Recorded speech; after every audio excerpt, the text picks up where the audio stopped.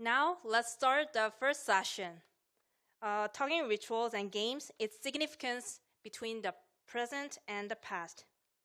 Professor Kyungtaek Im from the Jeonbuk National University will facilitate the session, and the full presentation will be followed. I will hand over the microphone to the Professor Im. Professor, the floor is yours.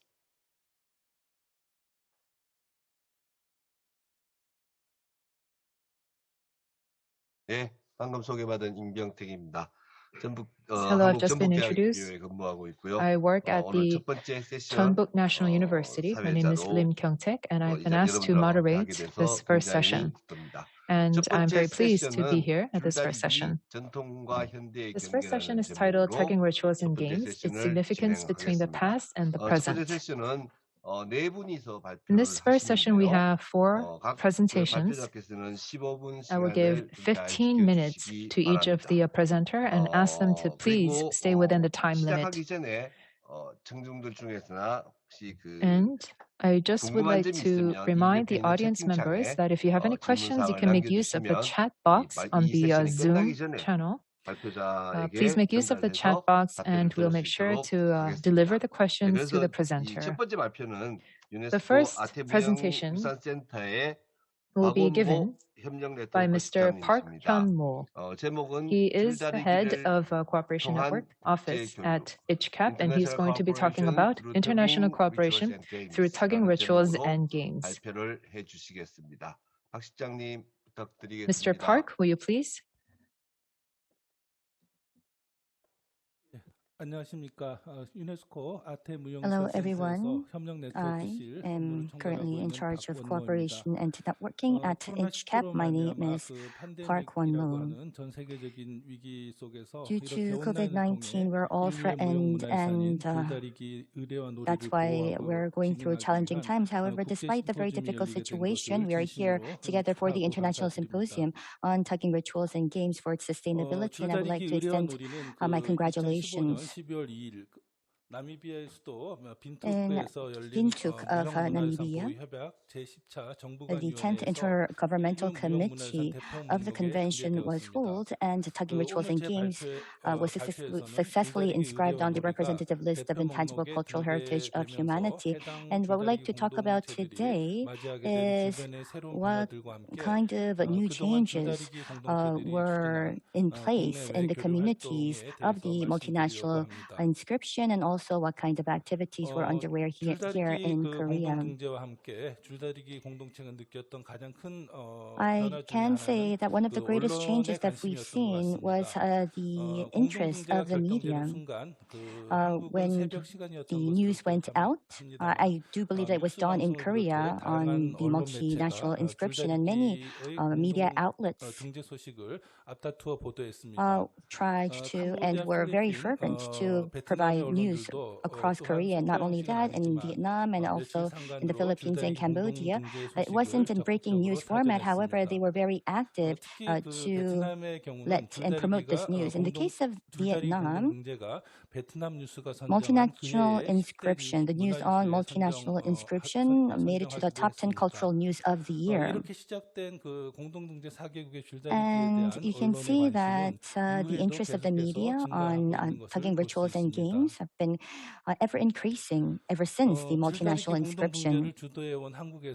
Korea was also at the lead, and at the end of 2015, the Republic of Korea, in order to congratulate the multinational inscription, held special exhibitions and also prepared to publish various books and booklets. From December 12th of 2015 to March 13th of 2016, for 3 months, the Republic of Korea held a special exhibition under the name Tugging Rituals and Games. Not only that, in order to commemorate the multinational inscription, you can see that the Korean Cultural Foundation put together a book in December 2015 on the tug of war. And the title was 줄다리기. It included the summary on 줄다리기 and also the 6 types of tugging rituals of Korea, the Tamplup of Cambodia, Pungnut of the Philippines, and the Gyeoko and other tugging rituals of the various communities of Vietnam were published in this book. HCAP and Tangjin City also wanted to provide publications for the new generation and also to promote interest. In January, we've released this book for children.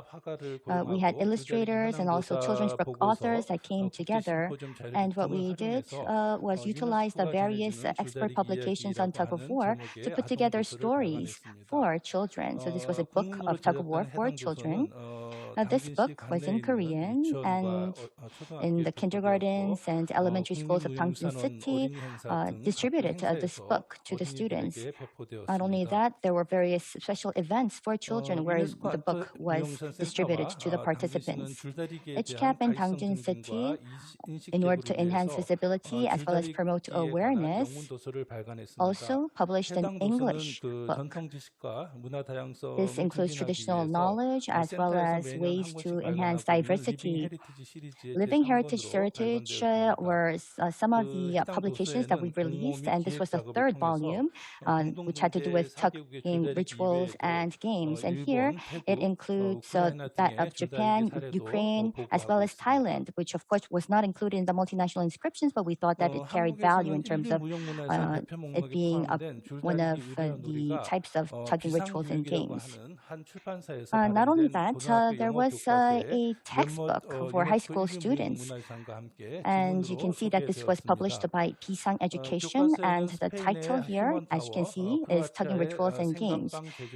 Here, it included various techniques of Cambodia, the Philippines, Vietnam, and there were these texts on the intangible cultural heritage of these various countries. Also, in addition to gingerbread making, HCAP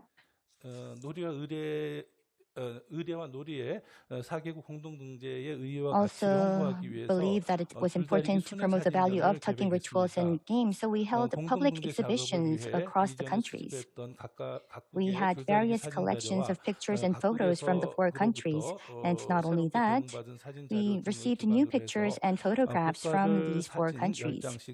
We had a total of 40 photographs from the 4 countries, and we put together these panels for the exhibition.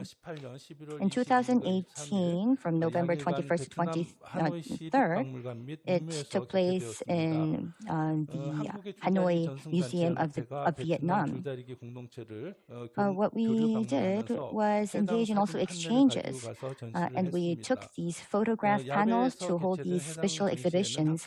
The exhibitions were outdoors, and we had tourists as well as students. And this was a very important opportunity to understand the various types and modes of tugging rituals of the 4 countries. And the following year, in 2019, from August 8th to 12th, from the KGC Museum, they paid a visit to Hongaf. And they took part in the Pungnuk exhibition, and not only that, visited the villages to engage in exchange events. And there was also another photograph exhibition there. And not only that, in Korea, we also had the Tug of War Safeguarding Association Union that engaged in photograph exhibitions in these various outdoor outlets. In order to promote the visibility of tugging rituals in games, there was also another key event, HCAP, as well as the Asia Cultural Center and the Korean Education Broadcasting Station brought together a program. And you can see that there was there was the version of Puknuk. It was a 44-minute documentary, and this included not only Puknuk but also various games. Tugging was also another example that was promoted here. We looked into the Ifgao's farming culture as well as tugging rituals at a very high definition video. And next is on the community network and other international exchange activities that were underway. In the case of Korea in 2014, from November 21st, their multinational nominations were underway, and we wanted to enhance exchange. So what we did was have the experts of intangible cultural heritage come together at PTC 줄다리기 Museum to bring together this very important association. You can see that promoting capability and competency was key. From 2016 and onwards, we went around the villages and communities, and we had the members of the federation to join the programs to enhance their competencies. And not only that, a key promotion effort of the federation was to engage in demonstrations. Right after the inauguration assembly, in order to commemorate the session, we also promoted the Korean traditional tugging rituals event. And this event was participated by member organizations of the Federation and went throughout villages and communities to promote the value of tug of war. In addition to the Korean Federation, I would like to mention that Vietnam also put together a similar federation. From November 26, 2020, Vietnam, in order to commemorate the 5th anniversary of the multinational inscription, 5 member organizations came together to host a seminar on tugging rituals at the Hanoi Museum. Here, there was discussions on holding a similar Vietnamese federation, and Long Viet village was invited to promote and bring together a network on tugging rituals and games. Ever since the inscription, I believe that Korea and Vietnam has been quite pivotal in promoting exchanges. There are various exchange events. For example, there were transmission member organizations, a total of 20 from the Federation, as well as other experts that came together to visit Vietnam. In 2018, November 21st and 23rd, in these 2 days, these exchange events took place. And the very first day, in the morning, at the Hanoi Square, we had middle school students of Vietnam to try the Yongsan 줄다리기 and also to visit the photograph exhibition. And in the afternoon, in the Bumuk, we had tours where another demonstration and photo exhibition took place. And the following day, on the second day of the event, we had the Keoku Eungui member organization, a part where that took part in this event, and they went through the procedure as well as the process of the multinational nomination. There was also a demonstration of the Long Viet tugging rituals, and also the Yongsan 줄다리기 demonstration took place here on the second day. Ever since Korea's visit to Vietnam in April 2019, there was the TGC Folklore Festival that took place, and the Long Viet village that promoted tugging rituals and games. A total of 30 in the delegation visited Korea.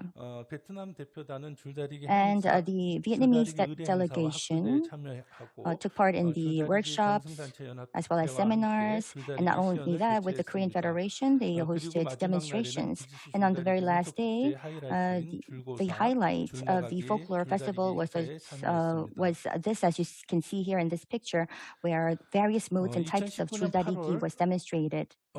In August of 2019, the KGC Tugging Rituals Association visited Pungdwan of Pungnuk.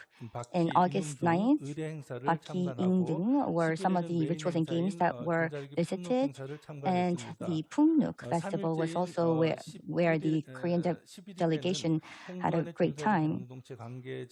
And the experts and the officials and the villagers of Hongdwan were also joined to host a workshop to look into various ways to preserve tugging rituals. And at the Papao Elementary School, these events took place.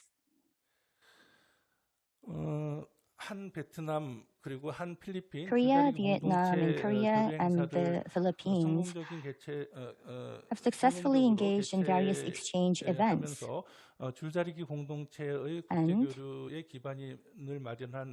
I believe that the tugging rituals communities of Korea was during the KGC folklore festival to commemorate the 5th anniversary of the joint inscription held a very important event.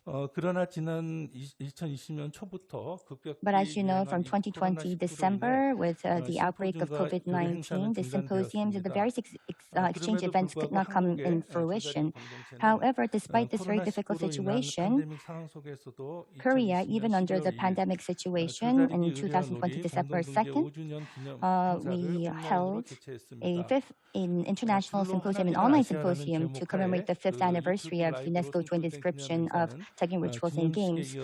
This was live on YouTube, and we had the heads and representatives of the 4 countries to understand what kind of efforts are underway in these 4 countries to preserve tugging rituals and games under this pandemic situation. So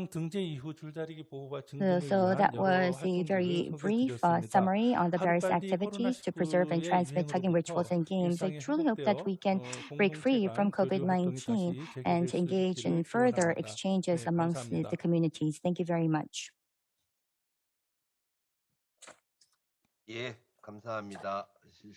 Yes, thank you very much. You were on time, actually. You still had 1 more minute remaining, but very much I would like to extend my gratitude for keeping to the time limit. We'd like now to move on to the next presentation. Our next presenter is in Kyrgyzstan. We would like to hear from Ms. Choponai Grishchuk. I'm sorry if I'm not pronouncing your name correctly, but Ms. Choponai Grishchuk, we would like to hear your presentation now. Yes, thank you. You pronounced it actually very correctly. Thank you so much. Oops, just a second. There we go. Greetings, everyone, and greetings the organizers and the participants, and thank you very much for having me here today and giving the possibility to deliver on the status of tugging rituals and games in Central Asia.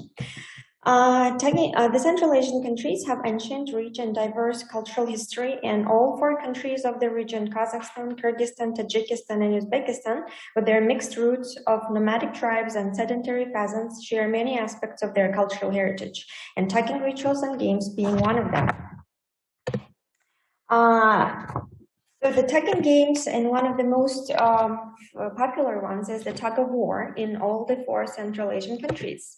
It's Arkan Tartish in Kyrgyz, Arkan Tartis in Kazakh, Arkon Tortish in Uzbek, and Bankashi in Tajik.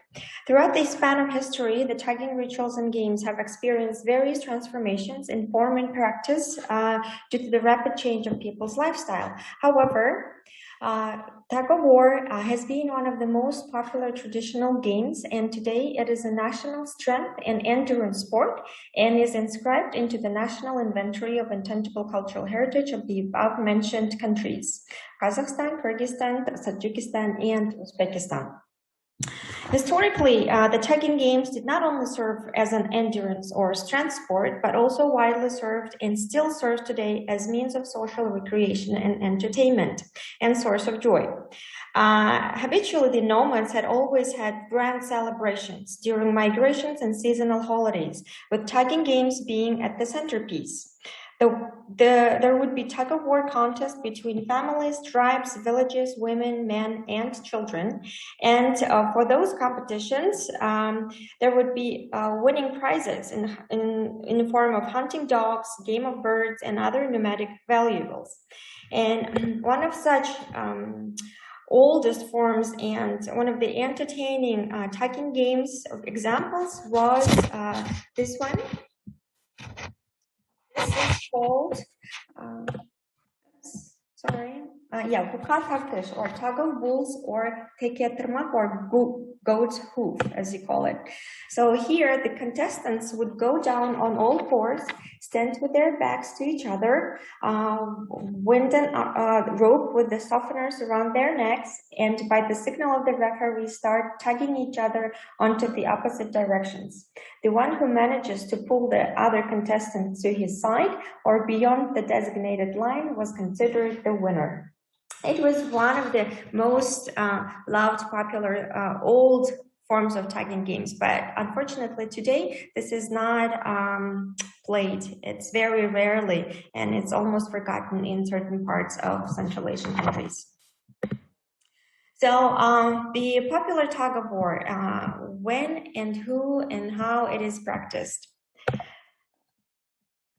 Tug of war today is practiced by people of all ages and gender, and in this respect, culturally and socially, the tugging games were and still are one of the rare games ensuring gender equality and age inclusion. Gendering of children is very important to notice that was not reinforced in tugging games, as both girls and boys were allowed to intermix and play together. Also, adults of any age and gender were welcome to participate and enjoy the game. In this respect, the tugging games is one of the universal activities ensuring equality, inclusion, and cooperation among people and genders. When the tug of war is practiced during public and family holidays and celebrations. It was used to be like that in the past, and it is like that today. Additionally, the tug of war is an official part of the school curriculum on physical training and well-being for all grades across the Central Asian countries. The school children master not only their physical strength, but also enrich their knowledge of the origin, history, and cultural value of the tugging games. They learned it during those classes. There are inter-class, inter-school, and inter-district competitions among students, and students learn to cooperate, listen, and respect to each other, and strengthen their team spirit by playing the tug of war. And as a team, they master to act as one whole organism. And according to many traditional practitioners, it is one of the very vital life skills for children to learn. Also, in contemporary Central Asian societies, the practice of tugging games extends well beyond the school curriculum, as university students and professional associations and unions use the tug of war as a mechanism to strengthen teamwork and cooperation among themselves. There are regular competition and contests when representatives of different organizations demonstrate their skills, spirit, and strength. These contestants can be from various sectors, from the government agencies, ministries, institutions, NGOs, and from civil society. And then they have inter-agency competitions, regular ones. And also, the popularity of tugging games grew immensely since the launch of the World Nomad Games in 2014. The World Nomad Games is one of the biggest international projects that has been initiated, organized, and hosted by the government of the Kyrgyz Republic starting from 2014. And starting from 2018, the tug of war has been included as part of the martial arts competition and brought together athletes from around the world. There are regular interstate tournaments of armed forces and law enforcement agencies in Central Asian countries, where the representative of these agencies come together to try themselves and compete in their strength and stamina. So, according to traditional practitioners and years of so here are some examples of the tug of war competitions. This is from the World Nomad Games from 2018. And here is the competition in school. I think this is in Tajikistan, and it's one of the recent pictures. As you can see, all the contestants are wearing masks, face masks. And here is the competition between armed forces of Tajikistan and Kyrgyzstan. And here you can see this is a tug of war being played during the national holiday Navruz on 21st of March. In Kazakhstan, as you can see, men and women are all intermixed and playing together. And this is the picture from Kyrgyzstan. It's a very cold winter, and children are still enjoying themselves and playing the tug of war. So, according to traditional practitioners and bearers of intangible cultural heritage of Central Asian countries, tugging games have a strong potential to nurture a strong team spirit and unity, as well as an ability to demonstrate the power and value of community idiosyncrasy. And also, playing together, the people are able to build mutual trust, respect, and enhance their communication and ability to work together in a team, setting aside differences and unite to achieve a common goal. And this has actually been attested by various research by specialists in human resources and organizational psychologists when they say that the employing competitions as tug of war for team building enhances motivation, people-to-people bonding, productivity, and creativity and collaboration. In this respect, a seemingly simple game of tug of war has a profound potential meaning and value, as attested by the ICH communities around the world. Historically, the tug of war and the tugging games and rituals were important for Kyrgyz warriors because they would use the tug of war as a main technique to strengthen their grip, sturdiness, speed, tactics, and stamina. Because during the wartime, due to nomadic nature of life and constant intertribal wars, Kyrgyz warriors had to sustain their physical strength and speed at all times, and therefore regular practice of tugging games and training was a must. The Kyrgyz warriors needed to possess these qualities not only to be excellent warriors, but also to be strong athletes and use their physical strength during tribal tournaments and challenges like belt wrestling, horseback wrestling of horsemen, and also dragging. This is the very famous and popular game in Central Asian societies as the goat dragging. Therefore, the tugging games as well as the rope, arkan, used in those games were an essential part of nomadic life. As we're moving to tugging rituals and symbolism, according to ICH practitioners from Kazakhstan and Kyrgyzstan, the nomads attributed a great symbolism and value to arkan, the rope used in tugging games. In indigenous interpretation, this rope symbolized balance of energies, connects physical and spiritual realms, and is directly associated with infinity and eternal expansion and freedom of human mind. And this arkan, or the rope, was specifically hand-woven and handcrafted using plant raw materials and raw animal materials, especially horse mane, tail, and sheep wool. As the nomads practically lived on the back of their horses, they fostered innate bond and considered these magnificent animals as horses as extensions of their beings. So were the sheep, ever sustainable and unfailing sources of nomads' livelihoods. Therefore, the choice of raw materials for arkan, or the rope, was not fortuitous. In this respect, composition of arkans were also meaningful in terms of its eco-friendliness and multifunctionality, as the same rope could be used for several purposes. For example, for building yurts, nomadic traditional houses, for livestock breeding, for migrating and transporting of goods and belongings. Here, and the most important type of arkan used for tugging rituals and games was made of two colors. It was in black and white, symbolizing the opposing energies of good and evil, beginning and the end. And one of the most important tagging rituals was performed on the eve of Nowruz holiday on the 21st of March, when elders would perform a ritual by tugging the rope from both ends, chanting and praying in order to establish the balance of natural forces and energies. Also, one of the other tagging rituals was prenuptial tagging ritual by separately placing the white and black rope on the bed between the bride and the groom one night before they would consummate their marriage. The next day, those two separate ropes would be taken out and pleated together, symbolizing that energies of the bride and the groom were balanced out and intertwined. Occasionally, in the following days of the wedding celebration, the intertwined ceremonial rope would be used for tug-of-war contest between the newlyweds' families.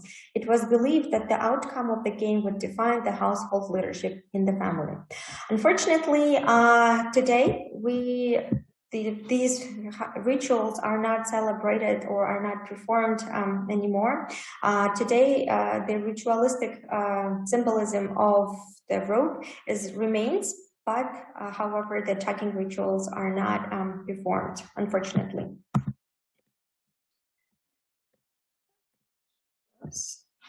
Okay, so here, as we can see, I prepared some pictures, very old pictures of Kyrgyz nomadic women making a rope for tagging or for other purposes and weaving it from animal raw materials. Here is another one. They would weave the rope in this fashion. And here are some pictures from recent day. These are also community leaders making this ceremonial rope of black and white. Here are also Kyrgyz elders. This is during, I think, a festival of nomadic traditions where they would be using and demonstrating how to make different types of ropes. So what do we have today? Today, the tug-of-war or tradition is one of the popular traditional games played across the Central Asian countries. And this is a part of the national endurance sport. Also, starting from 2018, this is part of the World Nomad Games as martial arts, and its popularity is growing immensely as there are teams of professional athletes from all the Central Asian countries and from other parts of the world coming together and competing. And also among ordinary people, among community members, tug-of-war is still considered as one of the most popular games for recreation and entertainment. And it's widely played among all the countries. And it's also in the school curricular, and it's being sustainably transmitted to the younger generation. And thank you so much for your time. And if you have any questions, I will be glad to answer during the question and answer session. Thank you.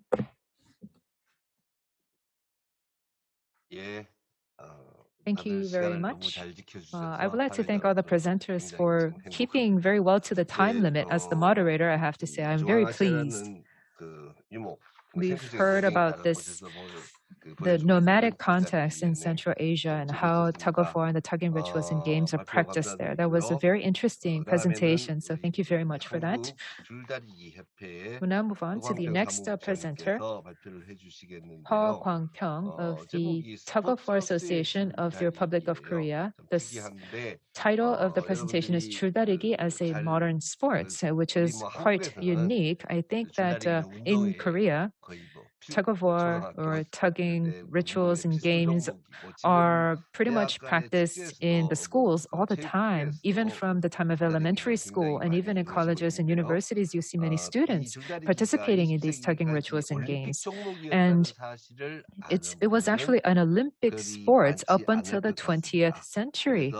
Some people might not know that, but so I think it would be interesting to hear about how the tugging rituals and games can be perceived as a sport in this next presentation. So please.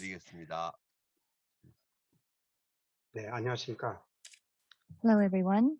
사단법인 대한민국 줄다리기 협회 사무처장으로 일하고 있는 I am 허광평입니다. Kwang-pyong, Secretary General of Korea Tug-of-War Federation, or KTWF. Today, I would like to talk about tug-of-war as a sport. 네 가지로 간략하게 요약이 되겠습니다. I have four subtopics that I would like to cover today. First is tug of war as modern sports, and second is activities of tug of war as part of an international sports competition, and also on the activities of tug of war associations in Korea and the cooperation for sustainable development.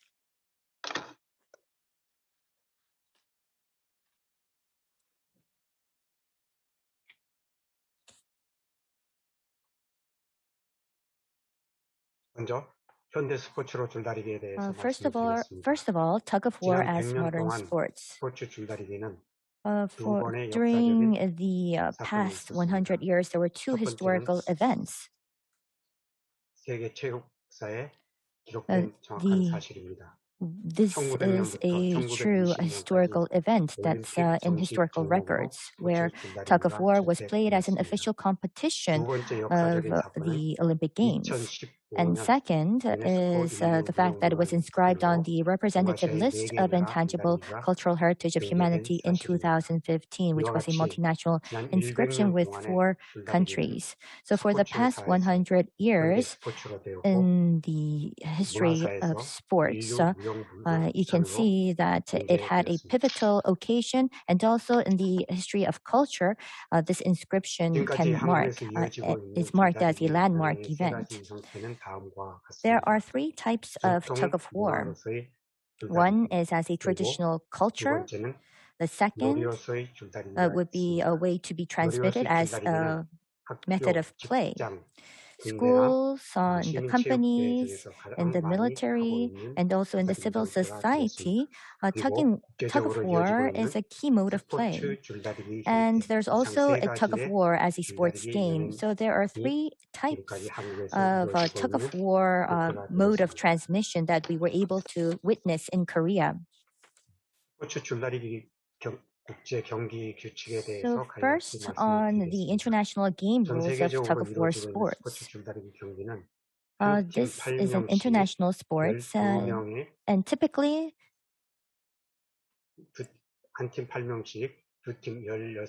we have a total of 16 players, 8 each in the individual teams.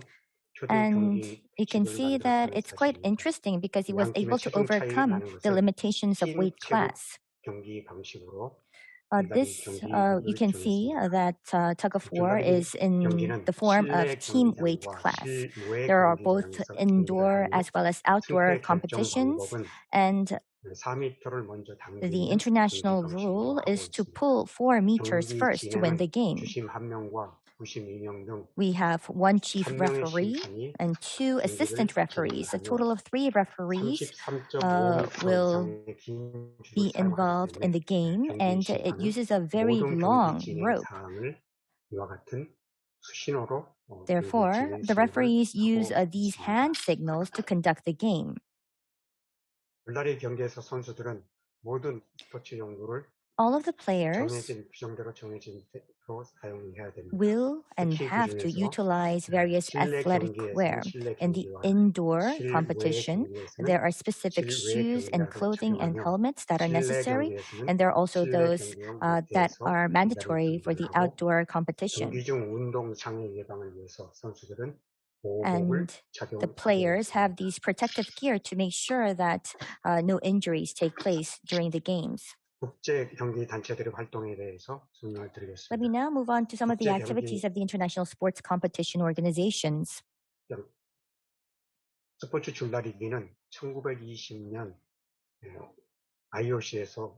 1920, tug of war was excluded from the Olympics by IOC. However, 1999, it was recognized as an organization of International Federation of IOC.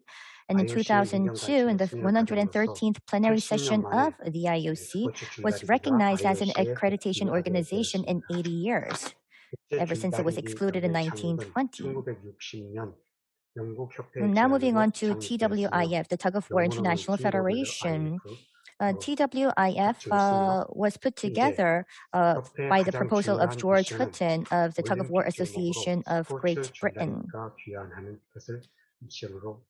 And the mission is to have the tug of war return to the Olympic Games. Every 2 years, the TWIF hosts indoor tug of war games as well as world outdoor tug of war games. Under the federation, there are various associations under these different continents, and you can see that the Asian and the English arm, the European arm is the most active in tug of war games. ATWF first held its Asian tug of war games in Japan in 1990, and the 11th Asian tug of war games were hosted in Thailand in 2017. Right now, due to COVID-19, all of the games have been severed, unfortunately. Particularly, the 8th Asian tug of war games took place in Korea, here in Dangjin City. In addition, in Kimje of Jeonbuk Province, the 9th Asian tug of war games took place. We have 73 full member states of TWIF that engage in tug of war as a sport event. But in addition to that, there are more than 80 countries that involve themselves in tug of war as a sport. We have 23 in Asia, 30 countries in Europe that are actively engaging in tug of war as a way of sporting event. Let me now move on to some of the activities of KTWF. KTWF first started off as a National Tug of War Federation under the Korea Council of Sports for All in 1999. And with this federation, we've been seeing more games that were in place in accordance to international game rules. There were also various activities that were disseminated across schools, and there were many sports events and sports clubs that were put together to promote tug of war. The federation been very much successful in hosting the Asian Tug of War Games, which I've already mentioned just previously. In 2010, the 8th Asian Tug of War Games took place in Dangjin, and in 2012, the 9th Asian Tug of War Games took place in Kimje. In 2016, we had the various sporting associations integrated into the Korea Sport and Olympic Committee, or KSOC. And the Korea Tug of War Association was re-established in 2016. And ever since, this association has been the only domestic organization as the representative organization for tug of war sports. And there were various cooperation and collaboration efforts made by the association to promote this as a sport as well as a cultural heritage. And let me now move on to some of the ways for cooperation for sustainable development. We have many stakeholders of tug of war. We have the government as well as local municipalities that are involved in policy making. And we also have the primate organizations as well as the preservation societies that try to preserve and transmit this traditional culture of tug of war. And we have the members of the community, the villages. And not only that, we also have the members of the sports arena that are involving themselves with tug of war as a way of sport. And we also have sporting clubs and those that enjoy this as a sport. And all of these people and organizations can be noted as important stakeholders of tug of war. Tug of war sports have cooperated with tug of war as a cultural heritage. There are various examples. Ever since 2007, Dangjin City was a key partner. As mentioned, in 2010, Dangjin hosted the Asian Tug of War Games, the 8th Games.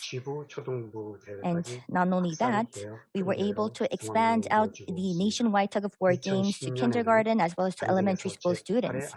And not only that, as mentioned, with the Asian Games in 2010, and also in 2017 and 18, we had more than 40 students from elementary and middle school to involve themselves in tug-of-war competitions. So with Tangjin City at the center, there are a lot of efforts being made for preservation as well as transmission. And we can see that the citizens of Tangjin are very active in engaging in tug-of-war. And not only that, throughout the folklore festivals that take place in April, we do see that the tug-of-war games are widely participated by many people.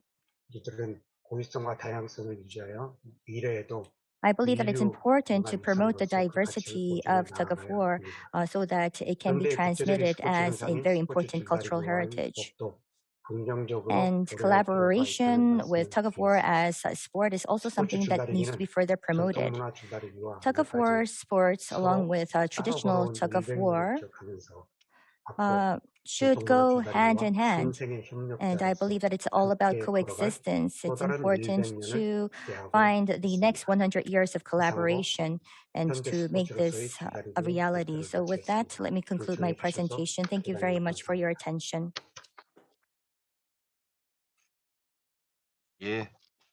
감사합니다. Yes, thank you very much for your presentation, Secretary General. So, of course, there's a lot of discussions on the traditional tug-of-war, but we heard from Secretary General on the way of coexistence between tug-of-war as modern sports as well as tug-of-war as a traditional cultural heritage. So thank you very much, and let us move on to the last presentation of the session. The last presenter is going to be given by the director of the Association for Vietnam Cultural Heritage, Ms. Letty Min Lee. I remember last year December, as Mr. Park mentioned in his presentation, I remember she presented a video. She showed a video of us in her presentation of the 5th anniversary commemorating the inscription. And I remember seeing clips of children in class learning about the tug-of-war ritual and games. So I think that is very resonant, especially because we're talking about the significance between the past and the present. I think I would like to know more about that, about children's education and school curriculum. So we would love to hear from Director Lee with this next presentation. And after that, we will go into our Q&A session. Ms. Lee, please. Thank you, Chairman. Hello, everyone. So I'm very happy to see all of you. And thank to ICCAP and Nanjing Authority for giving me priority to present some information from Vietnam. In my presentation, I would like to introduce the future of tugging ritual and game of Vietnam, and their associated heritage education issues. You may know that on the nomination 5, we have 6 communities. This is Kéo Mò. It is a bamboo tugging in Xuân Lai, Xuân Thu Commune, Sóc Sơn District, Hanoi. Another from Hanoi also. It is Kéo Co Ngồi. It means seated tugging in Thạch Bàn, Long Biên District, Hanoi. We have one community come from Vĩnh Phúc Province, and one community come from Bắc Ninh Province, and 2 other from Tày and Giấy in Lào Cai Province. We have 6 communities in the nomination 5, but now we found some more community. You may know, heard from the One More Park presentation in November. We have last year we had a very meaningful event in Vietnam. This is the first time since inscription of UNESCO, all the Tugging ritual and game community in Vietnam come together at the New Hanoi Museum to review and what they have achieved and the challenges they have to face over the last 5 years. And they also discuss the plan for the future. I would like to introduce some good news from the community in Hanoi. This is seated Tugging in Thạch Bàn, Long Biên district, Hanoi. You may see they are very happy because in the last 5 years they quite achieved a lot of success. The first thing is they have a temple. In the temple, they have a famous large bronze statue. The national committee recognize the statue like a national treasure. And one old man of the community, he is 94 years old. He was awarded the title Artist of Merit 3 years ago. And this community had opportunity to cooperate with the Korean Federation of Tug of War, and they have 2 festivals, one in 2019 and other 2018 and other 2019 in Hanoi and Danzig City. So they are very happy to collaborate with Korean Tug of War communities, and the local government authority have some good policy for the Tug of War community.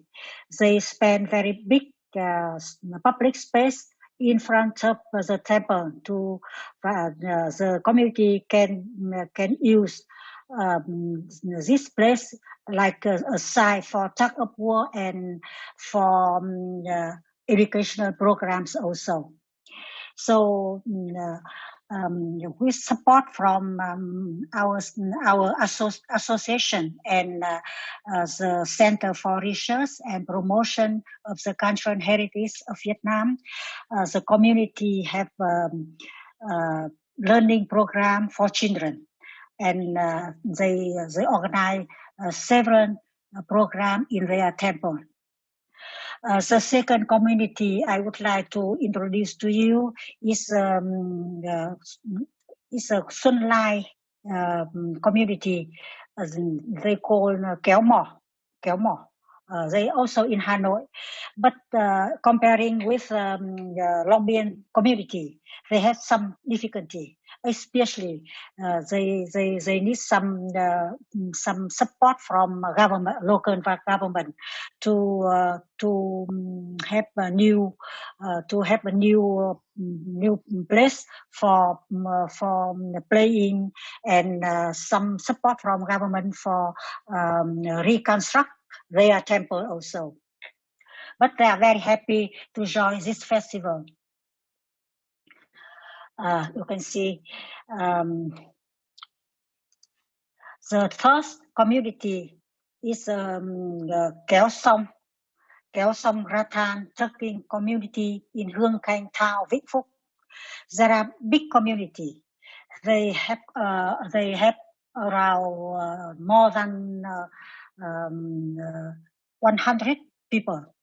But you can see in the picture, this is a representative from Tug of War community and from local authority, and some of them from Sông Cánh Heritage Association. This is our association also.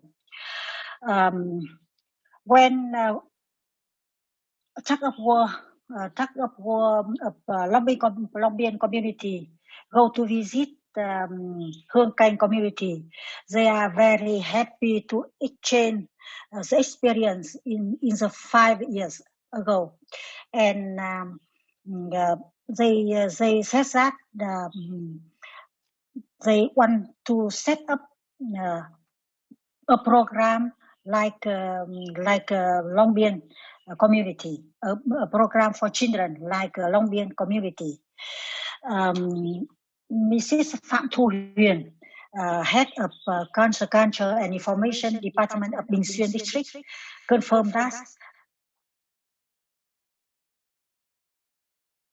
a plan to introduce the rattan tugging tradition to local students. Initially,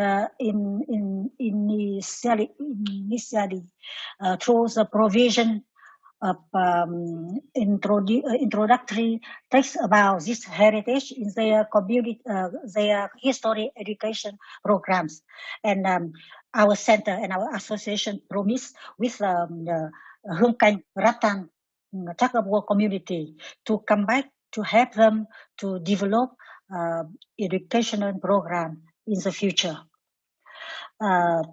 They also gave us some new some good news, like this year or maybe next year festival. They will have new performance stage with capacity to accommodate around 7,000 visitors. So you can see in the picture, this is Bắc Ninh community. They come to our symposium with representative from local government, Department of Culture, communities, especially some from oldest people in the community. They are very active in transmission, but they have some difficulty.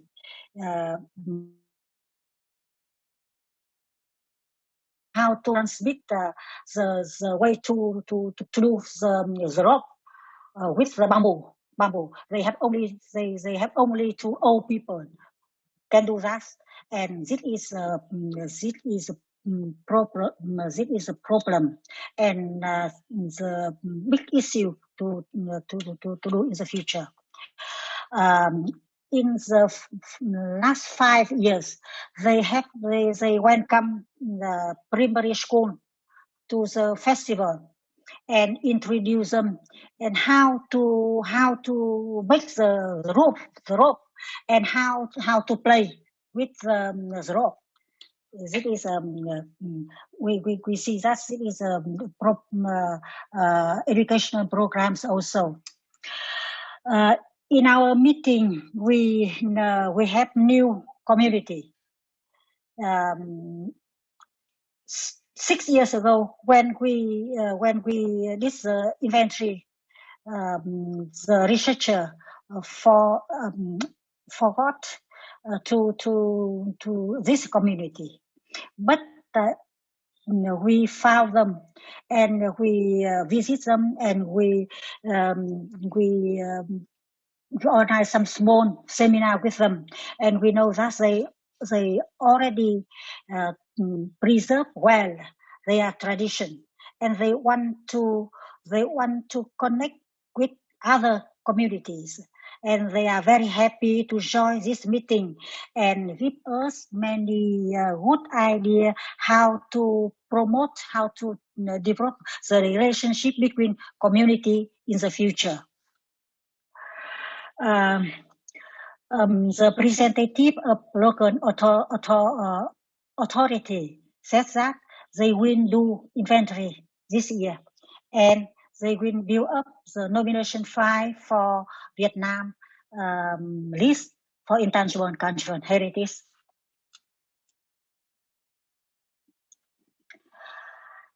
And